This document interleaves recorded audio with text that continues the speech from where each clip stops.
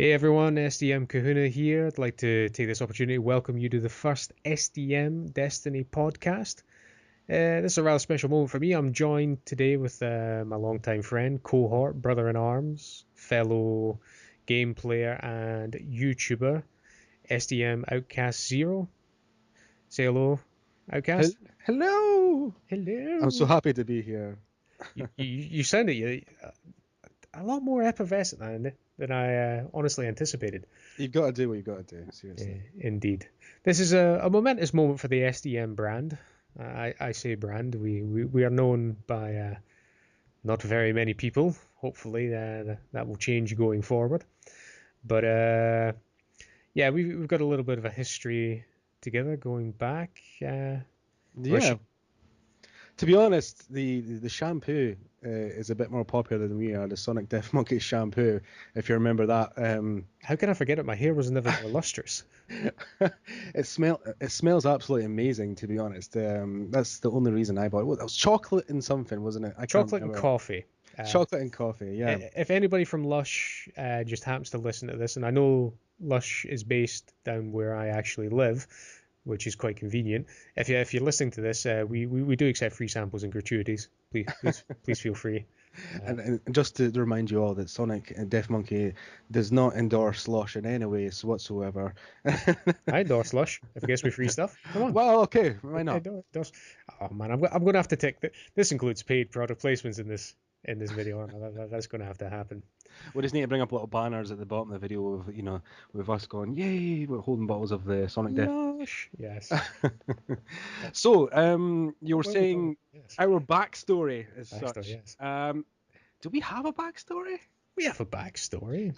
I just remember it just being a case of a whole bunch of friends getting together, playing more games than we should, and spending more hours than, oof, I don't know. I think I literally lived my life in cyberspace at one point.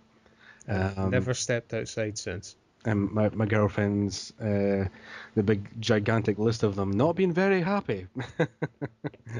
Modest is always, Outcast. Modest is always. Yeah. It was a huge list of girlfriends. People, I can verify that. And I was thinking you were I going lost to count change the after topic two. there. Well, two, you're making me sound quite a bit recluse there, but okay. Yes. I guarantee which point, if anybody has stuck with us, they'll probably stop listening in at this point. You have joined us for the Destiny podcast. Destiny, obviously, one of the biggest, if not the biggest game released this year, 2014. I think that's a safe assessment. A massive media campaign, courtesy of Activision. Bungie, a colossal AAA developer whom we all know from their Xbox development of the Halo series, which Outcast and I are dyed-in-the-heart Master Chief fans. Now, what might strike people as a little bit interesting is the fact that although we are close compadres, we have drifted over the years, and right about now, Outcast finds himself in the Sony PlayStation 4 camp. I find myself ardently in the Microsoft Xbox One camp. So, yes. Yeah. I wouldn't say it was because I was a fanboy though. For some reason, I just like the look of the play. It sounds very materialistic, but I like the look of the PS4, and I probably will get an Xbox One eventually. Because obviously I have an Xbox 360, I've got the original Xbox, I've got the PS2, the PS1, everything and anything. But at the moment, yeah, PS4 for me is doing it for me as like the Xbox One is doing it for you at the moment. Yeah. Well, true story actually. It's like very quickly. I bought the PlayStation 4 first. That was my first current generation console, so I refuse to use the term next generation because we had that with the 360 and the PS3. It's always the current gen. It's next generation when you're waiting for it to be released, but that's a story for another evening. Yeah, I started off with the PlayStation 4, and the only thing that brought me back to Xbox was purely social reasons. Everybody that I was going to play with or play online with was on live, and for me at the moment in time, I would definitely say, and I know I'll probably have my Xbox Live account banned for saying this, but the PlayStation 4 is a better piece of hardware. Well, yeah, definitely. So when it comes to specs, anyway, not too much in difference, but enough where it makes a difference in the game itself. To be honest, I do like that snap-in feature that the Xbox has got. Kind of jealous with that. Yeah, you're not missing much. Not really. That is a pain. But anyway, we are here to discuss Destiny. That's what any of our listeners who have bothered to tune in are here. And, well, let's get straight in. We don't have a lot of grounds for comparison as yet. We're still kind of knocking those out. And I'd say, to be honest with you, day one, from what I've seen from your footage, from my footage, from other footage on the internet, things are pretty much level pegging at the moment. But that's to be expected. A multi-platform game, you'll see marginal performance. It's difficult to say if one's faster, crisper than the other. Neither console supports anti-aliasing. They've all got DirectX 11 now, so you've got high range lighting, bloom effects. It looks stunning on both systems. I don't think if you've bought Xbox, if you bought PlayStation, you're going to be satisfied whichever one you've gone for at the moment. Definitely. But I have to say, Outcast, what's your first impressions of it? I mean, you've played a little bit more than me. To be honest, the first we'll call it a video sequence that you seen where the guys were walking on the moon, it looked like present day. And that for some reason I thought it was strange when you seen the scene where you just seen the guy's foot touching the ground. That scene was like just that few seconds that you seen that was the best I've ever seen. Like graphically, you seen the grains of the sand. And, it was a nice render. And for some reason, it was just the render itself was amazing. And then right up there with Blizzard, I have to say. And then after that, the quality, not that it was bad because it's amazing, but for some reason it wasn't as good as that couple of seconds. I don't know what it was. Tell you one thing that made me laugh, and it really just sums up, is like the fact it's our first manned mission to Mars. We're sending people out to Mars and what looks to be conventional rocket-based ships. And, they get off, they're checking all this stuff, checking the oxygen levels and all that. But it's like, yep, we also brought assault rifles because that's what explorers do. You never know. It's like one of those alien situations. You've got to bring a gun because at the end of the day, there might be something out there, even though you've never visited the place before, and apparently it's meant to be barren. You need a gun. Uninhabitable. Yeah, it's the Swiss Army knife of survival equipment, isn't it? If you want to survive and somebody else has to die, bring a gun. Definitely. But yeah, the graphically, the game at the start, the graphics are just unbelievable. Then the maps are out of this world, obviously, the details, the textures. But at the end of the day, I always seem when you're walking through the maps and you're doing like the closed instances and whatnot like that, I kind of feel that there's too much detail. Like there's too much things happening. Like there's whole areas that you literally don't have to be walking around in that mapped area. Even in closed instances, there's like you be walking through corridors and massive rooms, and you don't have to be anywhere near the opposite side of this room. It take like 2 minutes to walk to the opposite side of this room, where you actually never have to be at. There's never a point where you need to be running across to that direction because I just feel it's way too detailed. Is that even a possibility? Well, I think I can see where you're going with that. Well, I'm thinking where I would kind of go with that anyways. Like, I mean, I have to say, presentation-wise, AAA, massive budget, Bungie have knocked it out of the park. I didn't expect anything less from them. I have to say, I think we'll come to some of the maps and things a little bit later in the podcast. It's like what I wanted to kind of maybe knock out at the moment in time is that kind of day one experience. Now, I've invested in, a lot of MMOs. You and I played Star Wars: The Old Republic together a few years ago. I jumped into Elder Scrolls Online. I jumped into WildStar.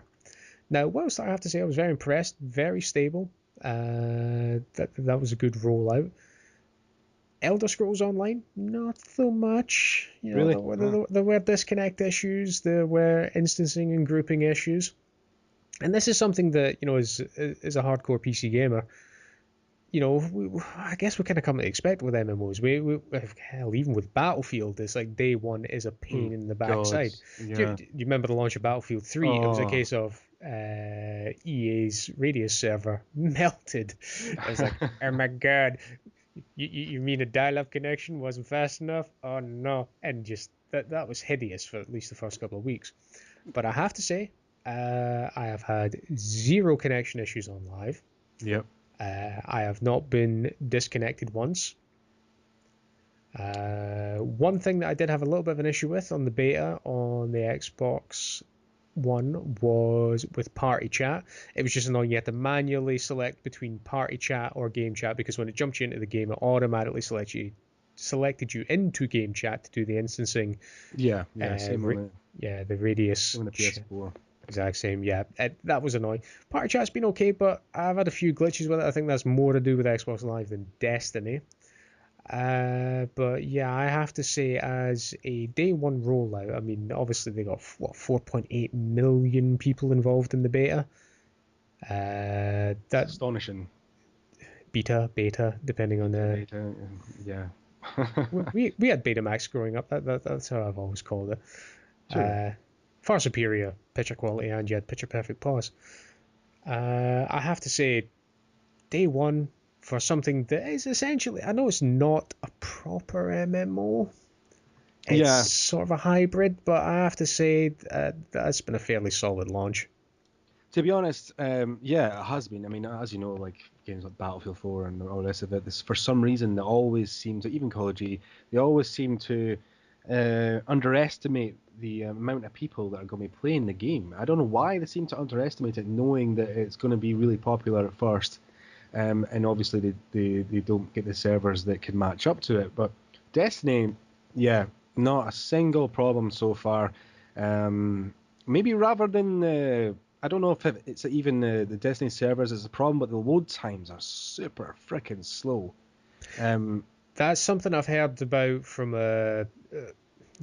from my own experience. I find, and it varies sometimes as well. It's like, you'll be in orbit, you'll click, all right, I want to launch, and then you sit staring at the ship for 10, 20 seconds, and then it flies down, and then you got the load image, and then I'm eventually doing what I'm doing. But I think that is purely instance load balancing in the background there, because it's shutting about 12 people at most in an instance, and then it's got to basically, especially if you're grouped up in the fire team, it's got to go, right, okay, well, there's 3 of you, we've got 9 people in this one, we've got like 10 people in this one, blah blah blah. Obviously you can't then fit in based on the limitations, so it's I wouldn't say it's game breaking at the moment, but yeah, it is a bit of a pain. Does it do that as well when you're loading back to the tower or whatever it's called, the social? Yeah. Does it do the same thing again where it has to load like a certain amount of people just for that instance, and then you get in? It doesn't have to load a certain amount. I mean, as long as you can fit in the instance, that's the only requirement. That's the kind of basic matchmaking 101. But no, I have to. I like that. I don't know if I like that, because just, obviously MMOs, it's just everyone's together doing it. But I mean, I understand when it comes to loading your missions, your maps, and things like that. But when you come to like a social area, you'd expect there to be a lot of people to socialize with. Well, it's one of these things. Like I'm sort of an antisocial kind of person deep down at heart, but I have to say that I'm quite pleased that I'm not jumping into the tower and there's 15 billion people trying to do the Running Man just in the middle of the square because it's the thing to do. But yes, I have to say, day one, for the scale of it, I'm very impressed with what Bungie and Activision have rolled out together. And despite the issues for the DLCs, the free DLCs people were getting, or the pre-order bonuses, I know there was a lot of problems with that, due to maybe the licenses and whatnot on the PS4 anyway. Even at the moment, I still haven't got any of my free things and whatnot, but it will come. I know that it will come. I mean, I got an email today from Bungie saying, "Oh, you've been with us since such and such. Here's a bunch of free stuff, and go to such a person and collect, and collect." But it's not there, But I know that's probably just a case where they're taking time to roll out each user and whatnot like that. But I know the people that have been that have purchased the pre-order, blah blah blah. A lot of them haven't received their pre-order DLC yet, which I don't know if that's because they preloaded the game to the PS4 first and it's kind of messed up the licenses or whatever. But that's the only issue I've seen at any point. I think literally with that, that's just simply keeping track and logging in and seeing which keys are applied to which user. I mean, that's a massive undertaking, including all the massive network traffic that's going to be going on. But the bit that I am most impressed with is the fact that a company such as Bungie, which, you know, back in their early days with Marathon and Halo, are essentially just a first-person shooter developer. Now, I say just a first-person shooter. Please, Bungie, do not send a SWAT team around my house and kill me for slighting you. You know, we all attribute GoldenEye on the N64 with popularizing the first-person shooter genre on consoles. However, I think we all have to doff our cap and say Bungie certainly made it viable for first-person shooters to be played on twin-stick consoles. That it revolutionized the genre. Then it made a lot of people stand up and take notice. And I think historically, for a company that is just dedicated on storytelling, multiplayer, campaign-based, and a little bit of co-op, to jump into something, you know, the kind of scale of Borderlands with multiplayer, but then throw in the added advantage of, you know, persistency and instance matchmaking and raiding and leveling up. You know, that's a big stretch for a company that is focused primarily on one character, one storyline arc, multiplayer maps, and, you know, online leveling. So I think the big question that I'm kind of edging towards here is this Halo? Is this Halo by another name? You know, is this minus good old John 117? Well, the answer clearly is yes, just due to the fact that it looks like Halo, it plays like Halo, and the Destiny universe itself was actually mentioned in a Halo game on a poster. It had Destiny awaits or something like that, and it had like the spherical white objects and the traveler, like that. You know, so it has been mentioned. I think it was ODST. I can't really remember off the top of my head, but it has been mentioned. I mean, it could be a case where they've sat on this for a long time. I know they have anyway, but they might have sat on it longer than any of us actually realize. Yeah, no, I think it's been gestating for quite some time. I mean, because they've been trying to get away from Microsoft for quite a long time now. Due to the little mishaps that they've had between the two of us, and obviously this game completely is off the Microsoft radar as such, despite being on the consoles, obviously. But I think personally, it definitely is a Halo game. I know they've come out and said it's not even the same universe; it's still same solar system as ours, and blah blah blah blah. But yeah, well, I mean, it's a bit of a stretch to create whole new planets and such like that. But speaking of the gameplay and such, it's one of these things. I often use a very bad analogy, saying, "Oh, if you close your eyes, it's just like you're just playing Halo." Admittedly, that'd be the worst Halo experience ever because you can see what the hell you're trying to shoot. But no, the weighting, the pacing, the gun mechanics. You know, I've got my battle rifle, I've got my auto rifle, I've got my Spartan pistol, you know, it's like the hand cannons, everything's weighted and feels pretty much identical. I've got no problem with that. I love Halo. For people who don't, it's never going to convince them to play this game because that's all it's got. You've even got your Spark. Oh, sorry, I mean Ghost. Guilty Spark 343. But I mean, the funniest thing is, when I was playing. I'm just waiting for Sergeant Johnson. Yeah, secretly. When I was playing it earlier on, and it come to a cutscene, and my guy actually spoke, and I thought to myself, that's how I imagine Master Chief to sound. For something like he's got a very kind of deep voice, and I know Master Chief does have a deep voice, but it sounded just like it was almost uncanny. the guy's voice sounded just like Master Chief. I thought, wait a minute, am I Master Chief? It's one of these things. It's like I'll need to look this up, and maybe that's something we'll do for the next podcast. Is find out who the voice actor for the male characters is, because I'd be interested to know if it's the same person who's done the voice of MC. Because let's face it, unlike Nolan North and like the Uncharted games, is Nathan Drake and the other things that he's done. He's a phenomenally popular voice actor, and was it Kevin Conroy who does the Batman voices, Mark Hamill. These people are celebrities in the voice acting world. Mark Hamill's obviously Luke Skywalker, a massive celebrity. But I'd be interested to see if they kind of snuck that in under the radar. Yeah. But I mean, we've had some basic experiences with the classes and such. I'm playing as a hunter at the moment. I'm kind of pushing up along with that.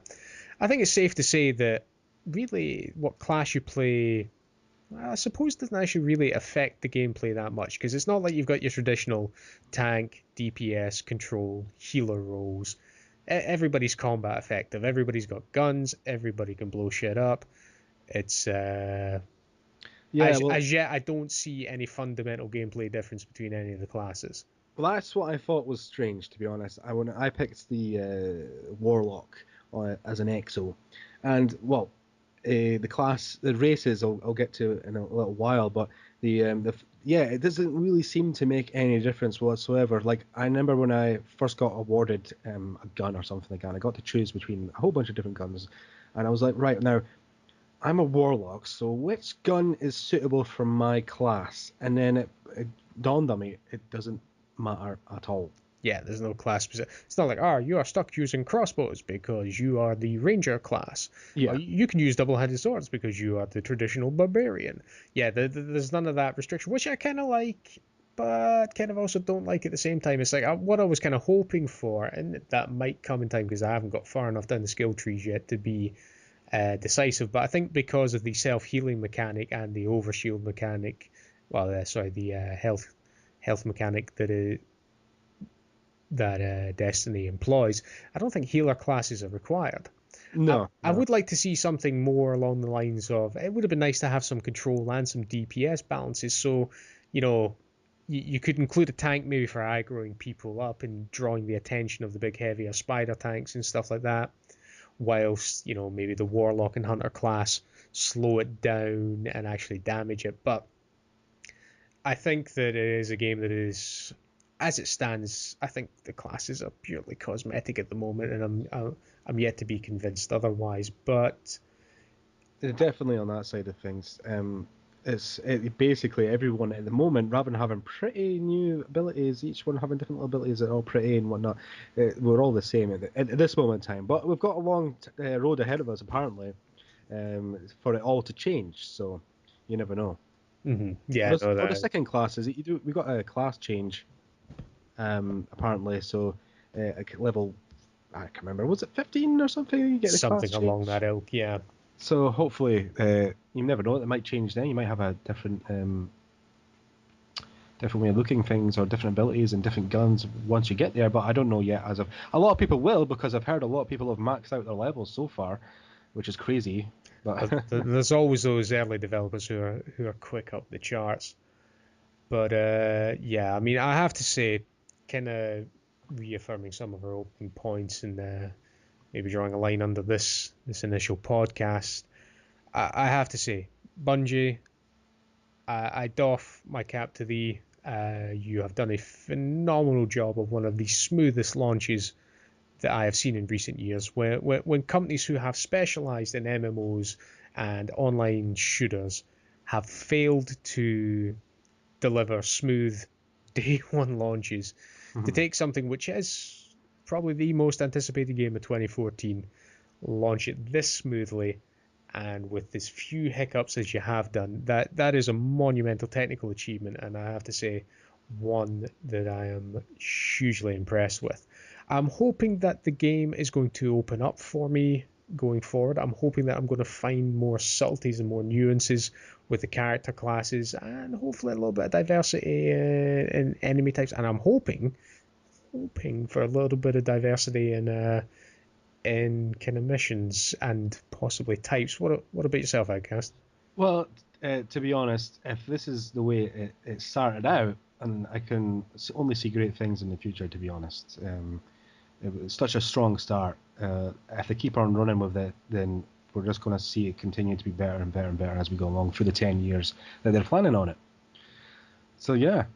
I'm still interested to see how they possibly hope to deliver on that, but no, certainly we're hooked at the moment.